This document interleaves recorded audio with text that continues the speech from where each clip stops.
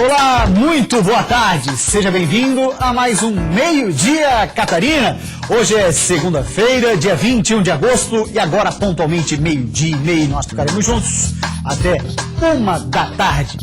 E como sempre acontece às segundas-feiras aqui no Meio-Dia Catarina, a maior parte da nossa interatividade via as redes sociais, pois estamos no Instagram em @meio-dia Catarina, Twitter também @meio-dia Catarina, a nossa fanpage no Facebook /meio-dia Catarina, nosso WhatsApp no 489-9608-7554, o telefone acabou de aparecer aí no alto da sua tela. Na segunda-feira, como eu estava falando, a nossa maior interatividade ocorre por conta dos jogos de fim de semana, né? Nós tivemos o empate do Avaí na ressacada, hein, Mu? Ó, o Mu tá dizendo que tá ventando um bocado lá. O Nereu, nosso cinegrafista, também passou frio lá, né? Passou frio. Triste com o empate, ô Rogério? Mais uma Havaiana aqui no estúdio. Foda, tem de Havaiana aqui também. O outro ali mais triste ainda, porque é São Paulino também, né? Tinha que ganhar. Chapecoense venceu o Palmeiras 2-0, daqui a pouco a gente vai destacar, então você torcedor da Chape, aí mande seu recado. Também vamos falar do empate do Criciúma Oeste 1-1, ainda tivemos a derrota do Joinville, hein? 2-0 para o São Bento. E claro, também vamos abrir espaço para a segunda divisão do Campeonato Catarinense. A gente começa o programa de hoje falando sobre a Polícia Rodoviária Federal, que apreendeu na região oeste do estado 500 quilos de camarão contrabandeados da Argentina. A apreensão aconteceu na BR-282 em Ponte Serrada. Segundo os policiais, a carga de camarão estava sendo transportada sem refrigeração, dentro de caixas de papelão. 2 homens foram detidos e eles disseram aos policiais que o camarão seria entregue em bares e restaurantes do litoral norte. A mercadoria e os envolvidos foram encaminhados para a Receita Federal de Joaçaba. E a Polícia Rodoviária Federal em todo o Brasil está retomando os serviços que haviam sido suspensos em função do corte de recursos. As atividades de deslocamento terrestre para patrulhamento, escolta de cargas, operações especiais e resgate aéreo estavam suspensas desde o dia 6 de julho. Agora o governo liberou 74 milhões de reais através do Ministério do Planejamento. Mas esses recursos significam apenas 45% do total necessário para fechar o orçamento de 2017. Um total ainda de 89 milhões de reais precisam ser liberados. Aí você vê, não tem dinheiro, por exemplo, né, para liberar para a Polícia Rodoviária Federal, mas na contramão disso, Brasília discutiu essa semana a reforma política com como é que fala mesmo? O pornográfico acordo que eles fazem por um financiamento público de campanha na tentativa de arrecadar, através do seu dinheiro como contribuinte, do meu dinheiro como contribuinte, 3 bilhões de reais. Aí para a Polícia Rodoviária Federal não tem dinheiro. Mas para esse fundo partidário, fundo público de campanha, tem. Tá bom. No próximo mês, a ponte Hercílio Luz vai passar pelo momento mais complexo da obra, a desmontagem e a substituição da estrutura. Técnicos e governo do estado explicaram hoje como vai funcionar o trabalho. E a nossa equipe acompanhou de perto. Em uma apresentação detalhada, o engenheiro mecânico da Teixeira Duarte, empresa portuguesa responsável pela obra da ponte Hercílio Luz, mostrou a complexidade desta nova etapa. Em fevereiro, 20% da carga da ponte foram transferidos e a partir de outubro começam os trabalhos de transferência dos 80% restantes da carga da estrutura. Um trabalho de engenharia delicado, que exige precisão total. O corte da primeira barra de olhal será um ponto crucial. Tem que estar tudo muito controlado, temos que ter muita confiança que a estrutura está completamente sem tensão e sem carga para desmontar na primeira barra e toda a estrutura ficar apoiada definitivamente na estrutura inferior. Para o governador Raimundo Colombo, o momento é o mais esperado da obra. Nós estamos agora entrando na fase mais importante, que é realmente a transferência de olhar e de todo o processo de sustentação. É uma ponte nova que está nascendo. A etapa é considerada a mais complexa da obra e exatamente por causa dessa complexidade é difícil falar em prazos, mas a expectativa, segundo os engenheiros, é realizar toda a desmontagem em cerca de 4 meses e mais 4 meses para que as novas peças sejam recolocadas de uma estrutura totalmente nova. A primeira fase, resumidamente, é uma primeira elevação do tabuleiro da ponte, na treliça. A segunda fase será a desmontagem dos cabos pendurais. A terceira fase será o início da desmontagem das barras de olhão, as do viaduto e as das extremidades da treliça, e a última fase será a desmontagem das barras centrais da treliça, que pertence à própria treliça da ponte. Apesar de o cronograma ter sofrido algumas alterações, a previsão de entrega da obra continua para 2018. Nós tivemos um atraso na parte do continente ali para retirar algumas famílias que estavam embaixo da ponte. Isso atrasou 6 meses, nós conseguimos recuperar 2, né? E agora a complexidade é tal que não tem como você trabalhar com prazo, mas a ansiedade é que cada dia que você ganha é um dia menos no sofrimento das pessoas na travessia ilha-continente. E nessa travessia ilha-continente, que fala o governador, é importante a gente frisar da necessidade de liberação da ponte, não simplesmente para o tráfego de pedestres, mas principalmente tráfego de veículos, porque, segundo estudos apontam, até 30% de diminuição no trânsito das outras 2 pontes pode ser ocasionado caso a ponte Ercílio seja liberada para o trânsito de veículos, o que seria, evidentemente, muito bom para a cidade nesse momento, quando a gente encontra aí um gargalo ali na saída da Ilha de Santa Catarina, que afinal de contas é a única saída ou entrada da Ilha de Santa Catarina através das 2 pontes, a Colombo Salles e a Pedro Ivo Campos. Final de semana violento em Videira. Um jovem com mais de 40 passagens pela polícia, olha só, estava de saída temporária. Aí discutiu com familiares e é acusado de tentativa de assassinato com o uso de um revólver. A ocorrência aconteceu no bairro Campo Experimental, em Videira, e deixou os moradores assustados. Um jovem já bastante conhecido pela polícia e também pelos moradores do local aproveitou a saída temporária do presídio para visitar a família e acabou brigando com um dos parentes. Durante a discussão, uma pessoa levou 5 tiros do rapaz. Familiares tentaram conter o jovem, que na fúria acabou atirando mais uma vez, mas acertou o próprio pé. Estão registrados mais de 40 passagens pela polícia. A arma utilizada foi um revólver calibre 38. A gente percebe uma desestrutura, né, por parte da pessoa, né? Ela já vem desde a época de adolescente com vários boletins de ocorrência, né, e muitas vezes acaba que a violência já está impregnada nela. É preciso um tratamento além, né, claro, de responder pelos crimes, é preciso um tratamento muitas vezes psicológico, né. Ainda no sábado, outra pessoa foi atingida com golpes de faca. Uma lâmina de 15 centímetros, usado uma faca, e acabou sendo desferido com um golpe na região do abdômen, a vítima. Os 2 ali provavelmente vão responder pela tentativa de homicídio e provavelmente vão ser levados a júri popular. Aí você imagina que um cidadão com 40 passagens pela polícia tem a possibilidade de ressocialização? Como disse o policial militar ali, né? A questão não é simplesmente ir para o sistema carcerário lá e ficar na prisão. Ele precisa de um tratamento muito além disso. Né? 40 passagens pela polícia. Ressocializar numa simples cadeia, como? É muito complexo, muito mesmo. Muito bem, olha só, veja a seguir, hein, como foram as rodadas dos catarinenses nas séries A, B e C do Brasileirão. Tem ainda a reação da Chape diante do Palmeiras lá em São Paulo. Agora, 12h39 e a gente volta já.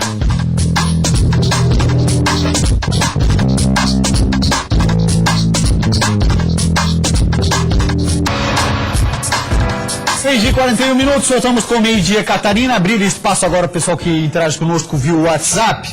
O Reginaldo da Barra do Aribil está falando assim, ó. Ponte Ercílio Luz já custou muito no bolso do contribuinte. É verdade, Reginaldo. E tem um outro detalhe, né? Pelo menos agora a gente precisa reconhecer, através do governador Raimundo Colombo, que parece que a coisa está caminhando. É, Nu? Desde quando tu ouviu falar que a ponte vai ser reaberta? Desde quando tu andava com um ranho no nariz ali na costeira, né? Ainda andas não, né? Não, tu não faz a vergonheira, né? Já foi, né? Já foi, então tá. Coisa boa. Vamos falar agora então de futebol. Vamos começar falando sobre a Série A do Campeonato Brasileiro, 21ª rodada. Os nossos representantes estiveram em campo no domingo, olha aí. Tivemos Avaí e São Paulo 1-1 na ressacada e a Chapecoense reagindo no Campeonato Brasileiro da Série A e principalmente dando uma boa sobrevida para o técnico Vinícius Eutrópio, venceu o Palmeiras lá no Allianz Parque pelo placar de 2-0. E a gente começa mostrando o jogo entre Avaí e São Paulo, partida definida nas penalidades. No primeiro lance, Capa cruzou, Sidão espalmou e Edmar derrubou Williams no rebote. Leandro Voaden marcou o pênalti para o Leão. Júnior Dutra cobrou com categoria, bola no lado e goleiro no outro. Gol Azurra. Depois, Hernanes cobrou o escanteio e Pedro Castro desviou com a mão. Penalidade para os paulistas. Na cobrança, o mesmo Hernanes chutou no canto direito de Douglas. Ele ainda tocou, mas não conseguiu evitar o empate. Fim de partida na ressacada. Avaí 1, São Paulo também 1. A gente tem que levantar a cabeça e continuar trabalhando para fazer uma outra boa semana de trabalho para continuar lutando, tentar vencer a Chape. O importante é a gente sair, a hora que sair da zona de rebaixamento não voltar mais, né? A gente às vezes não sai quando a gente quer. Hoje perdemos uma grande oportunidade, a gente vem tendo atuações e uma pontuação consistente da 10ª rodada para cá que nos permite crer que a gente vai sair dessa situação. E o Avaí que agora vai jogar com a Chapecoense. Próximo jogo do Leão é contra a Chapecoense. Já o próximo jogo da Chapecoense não é contra o Avaí, não. Antes disso, tem aquela rodada atrasada com o Corinthians. Joga nessa quarta-feira na Arena Condá com o Corinthians. Vamos dar uma olhadinha então na Chapecoense, que está respirando melhor no Campeonato Brasileiro da Série A após essa boa vitória em São Paulo. A grande vitória foi fora de casa e começou com essa cobrança de falta. Reinaldo mandou a bola para a área. Fabrício Bruno apareceu sozinho e tocou na saída de Fernando Praz. E a Chape ampliou a vantagem. Wellington Paulista deu um lindo passe para Túlio de Melo e o atacante do Verdão fez o segundo. Fim de jogo em São Paulo. Palmeiras 0, Chapecoense 2. Com esse resultado, a Chapecoense subiu 2 posições na tabela. O Avaí caiu 1, mas tem um jogo ainda para acontecer hoje, que é entre Fluminense e Atlético Mineiro. Vamos dar uma olhadinha na classificação como é que está da Série A do Campeonato Brasileiro. O G4, que vai hoje até o famoso G6, tem Corinthians, Grêmio, Santos e Palmeiras. Diminuiu 1 ponto aí o Grêmio pro Corinthians, depois o Corinthians perdeu em casa pro Vitória. Depois Flamengo, Cruzeiro, Atlético Paranaense, Sport, Botafogo e Ponte Preta. A Chape já aparece mais próxima dos 10 primeiros colocados. Quer ver? Do outro lado na página temos o Fluminense, que joga hoje, depois Bahia, Atlético Mineiro, Coritiba e Chapecoense, com 25 pontos. A Chape, então, deixando o Z4, né? O Vasco também ali tá namorando, né, Mu? Tá pedindo pra entrar, né? Aí depois no Z4 temos o São Paulo, Vitória, Avaí e Atlético Goianiense. A gente observa o Avaí a 3 pontos para deixar a zona do rebaixamento. E agora vamos falar então de Série B do Campeonato Brasileiro. Eu peço para que você vá interagindo conosco. O telefone do WhatsApp está aí no alto da sua tela. Mande seu recado que daqui a pouco vai pro ar. 21ª rodada da Série B, nós tivemos na sexta-feira um empate em casa. Que vacilo do Criciúma, empatou com o Oeste no placar de 1-1. E um empate com sabor pra lá de amargo. Silvinho tocou para Giareta e ele bateu rasteiro. A bola ainda desviou e foi parar no fundo do gol. Mas veio o empate. Robert cruzou para Mazinho e de frente pro gol, ele mandou pro fundo da rede. Fim de jogo no Majestoso. Criciúma 1, Oeste também 1. Se a gente for analisar o primeiro turno, nos 5 primeiros jogos nós tínhamos feito 1 ponto só. E agora de 2 nós fizemos 4. Nós temos que estar somando pontos. E infelizmente dentro de casa a gente queria que fosse os 3 pontos, não 1 ponto só. Mas no geral nós temos que buscar que nós estamos pontuando. Exatamente, tem que lembrar disso, né? O Criciúma vem pontuando o Campeonato Brasileiro da Série B, como bem lembrou o Luiz Carlos Vinck dessa situação, né? Ali no começo do Campeonato Brasileiro, lá no início, somou 1 ponto, agora somou 4. A rapaziada queria vitória, estava ansiosa por essa vitória para colar lá no G4, quem sabe até entrar. Criciúma que terá como próximo adversário amanhã o líder do Campeonato Brasileiro da Série B, fora de casa, vai jogar com o América Mineiro. Figueirense, que foi o gol nessa rodada de fim de semana, pois já havia aberto ela lá na terça-feira, vai jogar em casa no sábado contra o Guarani de Campinas, o Guarani que é o 6º colocado da Série B. Torcedor do Figueira também na ansiedade aí para ver a recuperação do time. Recuperação porque a classificação da Série B está assim. Em cima com essa derrota aí, caiu 3 posições, hein? Olha só. Obrigado, Nereu. Empate, né? Não derrota. O empate amargo, saborzinho de derrota, mas é um empate. América Mineiro, Internacional, Vila Nova, Ceará, os 4 primeiros. Depois vem o Juventude, o Guarani, próximo adversário do Figueira, Paraná, Boa Esporte, Londrina e o Criciúma, né? Caindo 3 posições, podia colar no G4 de vez, acabou não conseguindo. Depois temos ali CRB, Oeste, Brasil de Pelotas, Paysandu, Goiás e Luverdense. Luverdense saiu do Z4, viu, Mu? Aí. Empurrou o Santinha pra lá. Santa Cruz, Figueira, Náutico e ABC são os 4 últimos colocados da Série B do Campeonato Brasileiro. E agora a gente vai abrir espaço para a Série C do Brasileirão. O Joinville, que também queria se aproximar até mesmo com possibilidades reais de entrar no G4, foi até o ABC Paulista e saiu derrotado para o São Bento pelo placar de 2-0. Nós estamos na 15ª rodada da fase de classificação da Série C. Ou seja, temos apenas mais 3 rodadas para definir. Boa essa, né? 3 rodadas. Nós temos mais 3 rodadas para definir quem são os times que passam para a próxima fase.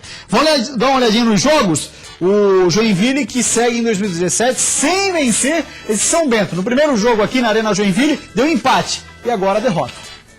Depois de uma cobrança errada de lateral do Jack, Everaldo roubou e passou para Éder. Ele arriscou de longe e fez um golaço. No segundo gol, os papéis se inverteram. Éder cruzou para Everaldo, ele só rolou para o fundo das redes. Final de jogo, São Bento 2, Joinville 0. E aí o Joinville caiu uma posição na classificação da Série C no Grupo B. Olha só. Olha lá, a classificação tá assim. O primeiro colocado do Grupo B é o São Bento, time que derrotou o Joinville. Tupi de Minas Gerais é o segundo. Ipiranga de Erechim na terceira posição, Volta Redonda. Pra mim aí, viu, Mu? São Bento e Tupi já estão lá. Né? Só se fizeram uma carga muito grande aí pra não chegar, né? Depois temos o Botafogo de Ribeirão Preto, adversário duro. Tem o Joinville e Tombense Bragantino, estariam rebaixados para a Série D do Campeonato Brasileiro, Macaé e Mojimirim. Lembrando que o Macaé é o próximo adversário do Joinville, está ali na zona do rebaixamento da Série C, jogo que vai acontecer domingo na Arena Joinville. Chance para o Joinville se recuperar nessa Série C do Brasileirão. E agora a gente vai abrir espaço para a segunda divisão do Campeonato Catarinense, a Série B do estadual. Teve a terceira rodada do segundo turno. O Jaraguá perdeu em casa para o Guarani de Palhoça por 2-0. Aí no domingo, de manhã, a Juve do Norte empatou com o Fluminense em 2-2. Fluminense Joinville. Marcílio Dias, 2-0 no Barra. E aí no domingo à tarde, Ercílio Luz voltou a vencer 3-0 no Operário de Mafra, que é o Lanterna. E depois o Concórdia venceu o Camboriú pelo placar de 2-1. Lembrando que desse campeonato aqui saem os 2 novos integrantes da Série A do Campeonato Catarinense, a primeira divisão. Classificação tá assim do retorno, tá? Lembrando que hoje já teríamos lá na fase final o Ercílio Luz, que foi o time que venceu o turno do campeonato. Na primeira posição, Concórdia, o Galo do Oeste. E temos aí na liderança. Depois vem o Marcílio Dias, o Guarani, Fluminense, Juventus, Ercílio Luz, voltou a vencer, Camboriú, Jaraguá e Barres. Catarinense, o Operário de Mafra. Muito bem, já estou aqui com o computador e também preparado para interagir com o pessoal que mandou recado no nosso WhatsApp. O Alessandro de Biguaçu está perguntando assim, ó. Boa tarde, Gustavo. Tem jogador chegando pro Figueirense? Pelo que a gente imagina, sim. 6 foram dispensados, alguns colocados para treinar em separado, então algum jogador deve sim chegar pro Figueirense, né? E tem um outro detalhe, o Luiz Fernando, menino de 18 anos, deve ser titular já nesse domingo. Um dos grandes nomes da base alvinegra. Vamos ver. Tomara que não queimem o garoto, né? Porque está entrando numa panela de pressão. Boa tarde, parabéns pelo programa, é o Ivanzinho de Palhoça participando conosco, grande abraço, obrigado Ivanzinho. Tem também o Cristiano e familiares lá de Joinville, ligados conosco aqui, obrigado pela audiência. Começar a tarde com meio-dia Catarina é muito bom, diz o Rainan lá de Caçador, obrigado Rainan. Melhor programa do meio-dia, pô, só tem elogio, gente, vamos criticar aí, né? Crítica construtiva sempre. Mas o melhor programa do meio-dia, o Matheus de Palhoça, valeu, obrigado Matheus. A Chape vai sair dessa, torcedor tá acreditando, pessoal lá de Caçador. Gustavo, a parceria pelo jeito no Figueira é uma mentira. Cadê os jogadores contratados? O André de Floripa, tá todo mundo se perguntando isso. E tem um detalhe, né, amor, que a gente lembrava aqui, que até agora o que fez a parceria simplesmente foi negociar o Robinho, né? E o Bruno Alves que deixou o time. Boa tarde, por que o Maicon não vem jogando no Avaí? É a opção do treinador? É o Betinho da Passagem, ele é lá de Tubarão. Exatamente, viu o Betinho? O Maicon não está jogando, ontem estava no banco de reservas, né, Mu? E não está jogando por pura opção do técnico Claudinei Oliveira. Claudinei, que inclusive em algumas entrevistas coletivas já disse o seguinte: ó, só vai jogar no meu time quem treinar bem, só vai jogar no meu time quem estiver dedicado e com foco no Avaí. Dando recado para alguns, e quem não está jogando, certamente. E dentre eles, a gente imagina que seja o Maicon. Recado claro que serve para todos que não estão jogando. Mas, né, pelo investimento que fez o Avaí no Maicon, eu esperava que o Maicon já estivesse jogando. Né? O que está acontecendo?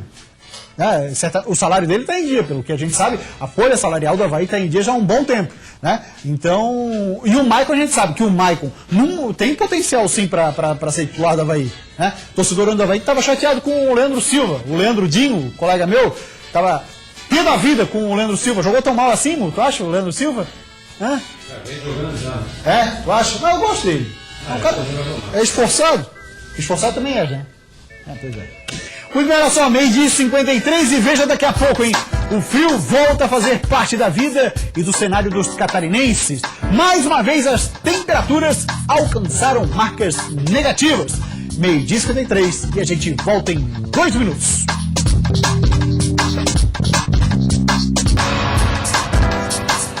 Meio dia 55, aproveitando aqui para mandar um abraço para a Leandra. Ela é aqui de Florianópolis e está perguntando assim, ó. Se esse jogo contra o Corinthians vai ser muito pegado para a Chape. Imagina, né? O Corinthians, apesar de ter perdido para o Vitória, é o líder do Campeonato Brasileiro da Série A e é um adversário duríssimo. Muito bem, olha só, pelo menos 25 municípios de Santa Catarina amanheceram com temperaturas negativas nesta segunda-feira.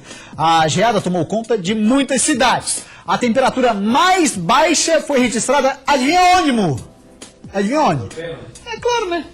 E quer se apresentar no meu lugar aqui? Urupema, isso aí mesmo, 4 graus negativos. Nas demais regiões, as temperaturas variam entre 0 e 7 graus positivos. Em São Joaquim, o termômetro registrava 2 graus abaixo de zero no início da manhã. Esse carro ficou com uma camada de gelo e muitas vegetações completamente congeladas. Um espetáculo para turistas e moradores neste início de semana. E em noite de homenagens foi entregue em Chapecó o troféu O Desbravador. O prêmio é dado para empresas que se destacam na competitiva região oeste catarinense. A noite de homenagens foi aberta com uma palestra do ex-ministro da Fazenda, Maílson da Nóbrega. O troféu Desbravador reconhece ações e o compromisso dos empresários de Chapecó, que se destacam em vários setores, além da geração de empregos e arrecadação de tributos do município. Mais de 40 empresas foram premiadas em 14 categorias. Destaque para o agronegócio. Momento de exaltar a autoestima da cidade, reconhecer no espírito empreendedor e incentivar os menores para que eles cresçam também e para que eles também possam estar ocupando postos importantes. Então tem essa dupla função, homenagear os grandes, os pequenos também e incentivar para que todos possam ser desafiados a melhorar todo dia. A categoria Grande Empresa Industrial que mais gerou emprego e renda no município, com mais de 200 mil habitantes, foi o agronegócio. As empresas destaques desse setor são responsáveis por Chapecó levar seus produtos para mais de 60 países. A Aurora Alimentos ficou em primeiro lugar, BRF em segundo e a Cooperativa Central Alfa em terceiro. Para a região, isso gera muito emprego, muito alimento para esse mundo afora. Então isso é muito bom. É um belo exemplo que o oeste catarinense dá, apesar de pequeno territorialmente, dá para produzir alimento para o mundo inteiro. E o que a gente espera é que as futuras gerações continuem dessa forma que Chapecó cresceu até aqui. E da mesma forma que a Cooperalfa também continue prestando um serviço adequado para todos os seus associados. Prêmio merecido, porque esse pessoal do oeste catarinense, de fato, na área de empreendedorismo, é sim exemplo para todo o Brasil. E um novo estudo feito no Reino Unido, olha só, derruba a tese de que é possível ser um gordinho saudável. Tem muita história, gordinho, mas pode ser saudável. Olha só, pesquisadores constataram que, mesmo com índices de glicemia, pressão e colesterol controlados, pessoas acima do peso correm um risco 30% maior de sofrer um infarto. Para o Matheus, não tem tempo feio. Eu venho de segunda a sábado e no domingo, como não abre aqui a academia, eu vou correr em algum lugar. O resultado de tanta disposição é esse aqui. Com reeducação alimentar e muito exercício físico, ele perdeu 43 quilos em 4 meses. A determinação do Matheus em mudar só surgiu no fim do ano passado, quando ele se sentiu mal e foi parar no pronto-socorro. Estava com colesterol alto, pré-diabético e muito medo de sofrer um infarto. As pessoas falavam, você é uma bomba.